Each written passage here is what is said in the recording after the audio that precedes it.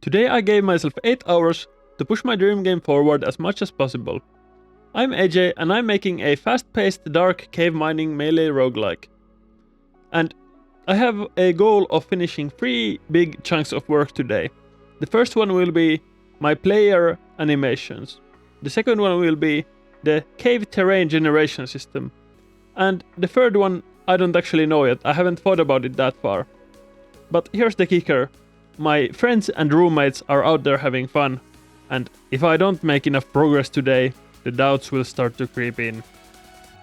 Will I ever finish this game? Will the game ever be fun? Am I good enough? Or am I grinding alone here in the dark for nothing? Join me and find out. I like to start the day off with something that really pushes the feeling of the game forward. In this case, I will start with the animations of the player character. I started by tweaking the idle animations that I did yesterday. There are some weird pixels and line thickness problems and shading as well. So I did a quick fix up to get started. I had to adjust the lines in the crotch area because they were looking a bit thick. And once that was done, I moved on into the walk cycle, animating the walk for the player. So I just created a new layer with like new frames without any legs and then started drawing the legs in. The walk cycle will be this kind of bouncy nuclear throne or Cult of the Lamb style animation where the legs are kind of swinging pretty wildly and the character is bouncing up and down a lot. It will be made of 6 frames, so kind of 3 frames for both legs in a way, or yeah, I mean both legs have 6 frames, but it's like 3 frames per leg speed. 3 frames per leg cycle. Yeah, alright, I guess that makes sense. And at this point I realized I had deleted my color layer, so I lost kind of the idle animation colorings. But I had an idea. I made a copy of the project and then I just Ctrl-Z'd until I had not removed the color layer yet. So there our color layer is. Like I deleted it pretty early, but since I made the backup, I can just copy-paste the color layer into the backup. So now we have our completed walk cycle and we have our color layer back for the idle frames. Since now I'm starting to be pretty happy with the outlines for the walk cycle, I'm starting the coloring process. I basically just use the fill tool to fill all of the different areas divided by the outlines. It's very simple, I just flat colors all around. This style works really well for my game and other indie games as well, because it looks pretty cool and it's fairly fast to develop. Making a new character takes me about a couple hours maybe, and this is in the beginning. It's gonna get faster as I streamline the process and get better at drawing the characters. So there we go, we are now done with the coloring and it's time to fill in the shading. The shading is basically a single layer of a multiply layer with this constant gray color. So there's like only one shade that is used in the shading. I go back and forth between this frame and the last idle frame a lot to kind of make sure that the shading stays consistent between the different frames and the different animations. And once that was done, it's looking pretty neat. Then I just export it into Unity. Now in Unity, we replaced the placeholder, idle and walk animations with our new handmade frame animations. And of course, fix some import settings. And once that was done, the animations, at least the idle animation here looks pretty neat to me. Like it looks like a proper animation. And then we repeat the same process for the walk cycle. Just drag all of the frames in and then we are walking. Then we are walking here. And then yeah, test it out and it looks pretty nice. It's it's a little too like flat. The character is not bouncing quite as much as I would like. The head is kind of staying a bit too still, and it's supposed to be like a really gallopy kind of jumpy walk. So I went to fix all of the like top frames, the frames where the character is in the air, just to raise it like about 3 pixels up. Now we can see in the game the animation is a lot better. It looks more jumpy and more bouncy, more happy in general. I really like it now. One of you suggested that I should add some hit stop to the game, and I sure did. So basically I made it so that whenever you land an attack on an enemy or on the rock, the game freezes for 2 to 3 frames. And this just makes the attacks feel much more powerful and more impactful. Now there are a couple different variants of the hit stop. You can make the frames freeze completely, or you can make the frames just slow down a lot. And you can also, instead of making the whole game freeze, you can just freeze the player's animation and maybe the enemy's animation as well. Now the animation freezing is kind of unnoticeable in my game since the animations are really basic and they are kind of these frame animations anyway, mostly. But I experimented with the time-based hit stops a bit more. So here you can see I added a 5 times slowdown effect into the hit stops instead of the complete freeze, and it feels a lot more smooth now. And here you can see an exaggerated effect. This is the 5 times slowdown for 200 milliseconds, which is a lot longer than what I intend to have for my normal attacks.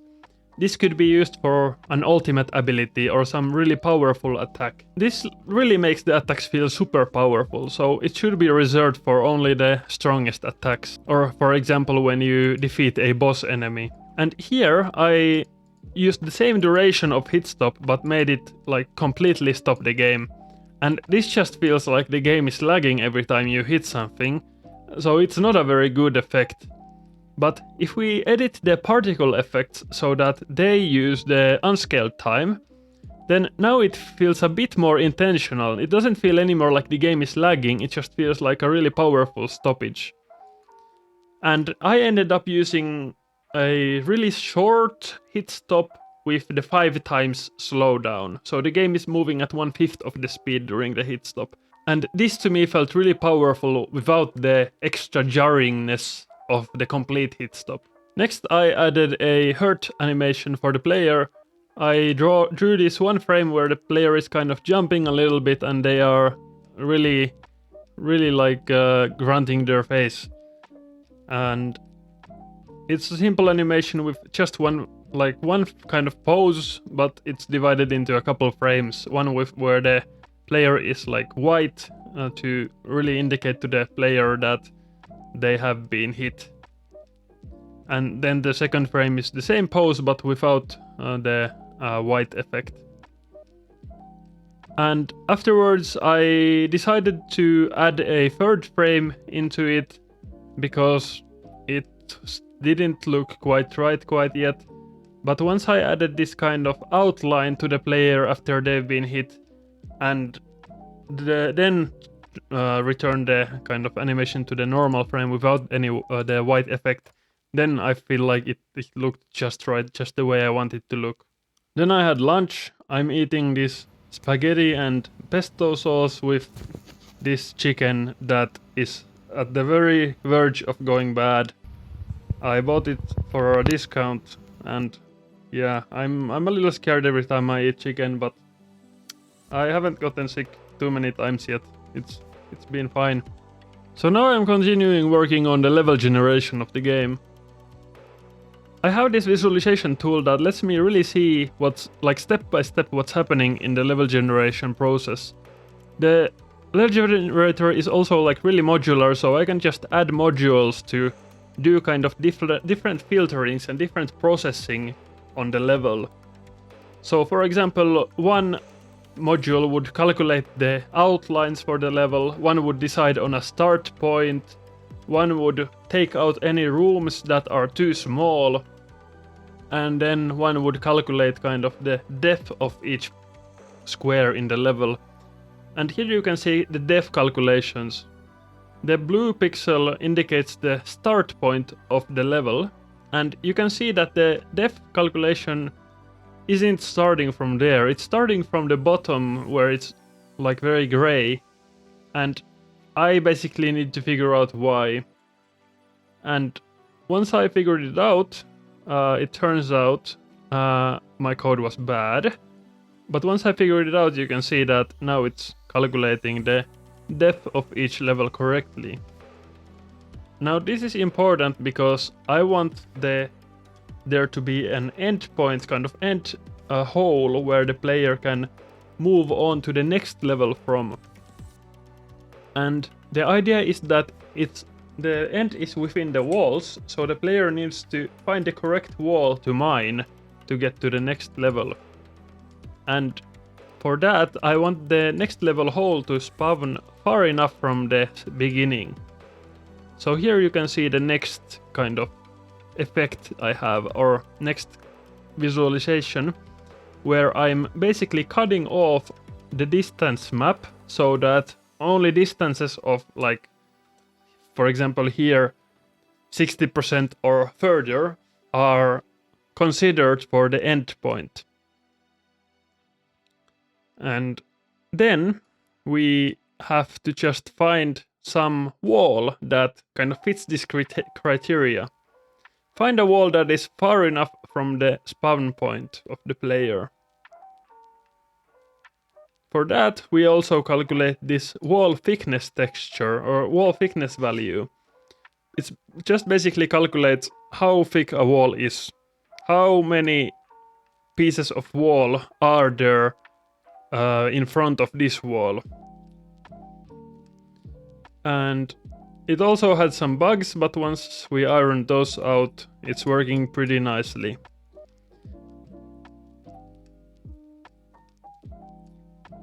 And when we combine both of these techniques, we can take the walls that are close enough or far enough from the player and thick enough. We get this map where the green pixels are the wall tiles that are eligible for being the kind of level exit.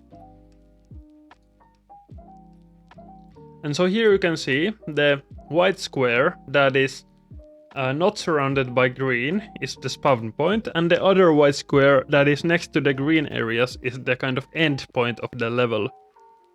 Now the player will not know where the end point is until they have cleared the enemies nearby. That's kind of the idea, that there will be this kind of compass that points the player towards the end point, but if there are enemies nearby, then it will instead point the player towards like the enemies, or it will just spin around. So the enemies are kind of confusing the compass. That's kind of the lore behind it. I don't want the player to have to clear the whole level to get to the next one. I just want them to clear enough of the level. This way, kind of, it's more. I want to reward the player for moving fast in other ways than by like forcing them to clear everything. I want the player to make decisions on should they explore more or should they try to exit the level already. And here you can see a couple examples of different levels that are generated with the spawn and end points, and they're looking pretty nice. Next I created the level exit. It's this hole looking thingy, I guess. And here you can see it in action. When I break the correct square, there's the hole. And yeah, let's get a slow motion replay of that. Very nice. There it is. And then we can enter it and go to the next level. Currently it's just restarting the level and, well, generating a new one, but it's just reloading the scene. And oh, we found a bug. There's something wrong with the animations here. And then I added the compass thing I was kind of talking about. Once you clear all the enemies, then it shows you where to go.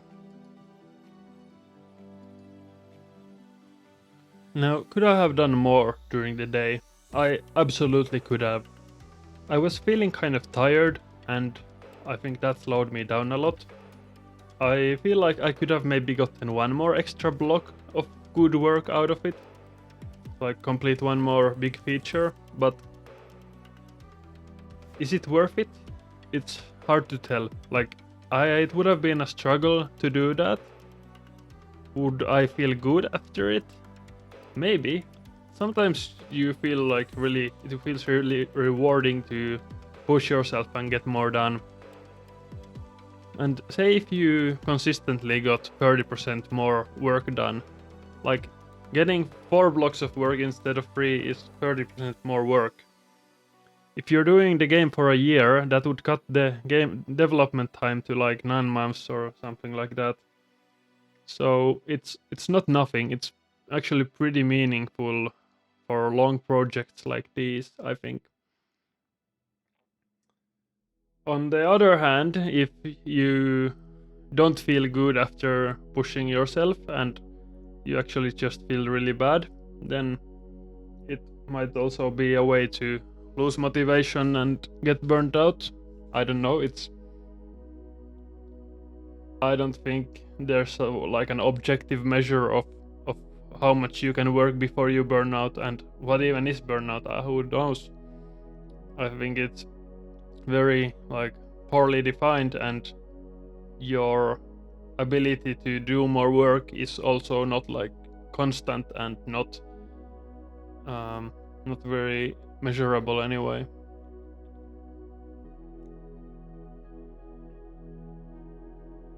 So yeah, I mean, I try to get more done every day than the last, but if I don't, that's okay as well.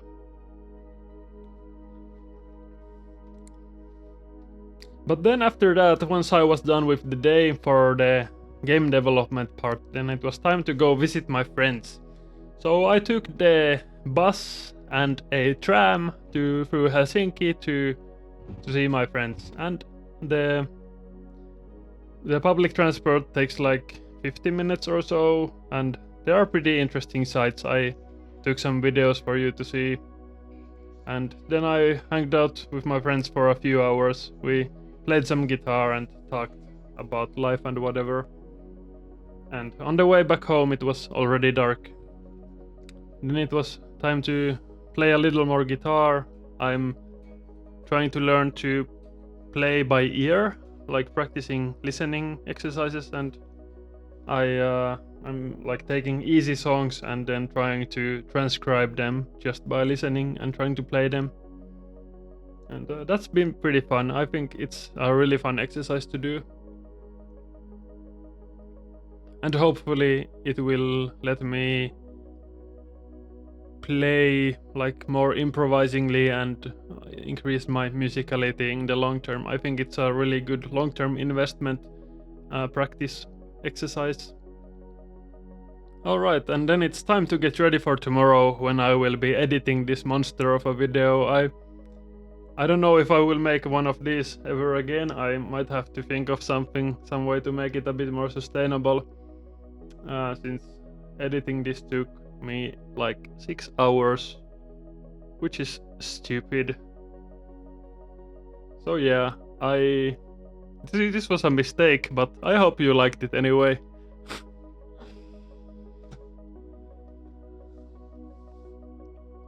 So yeah, please subscribe to the channel so it wasn't all in vain, and see you in the next one.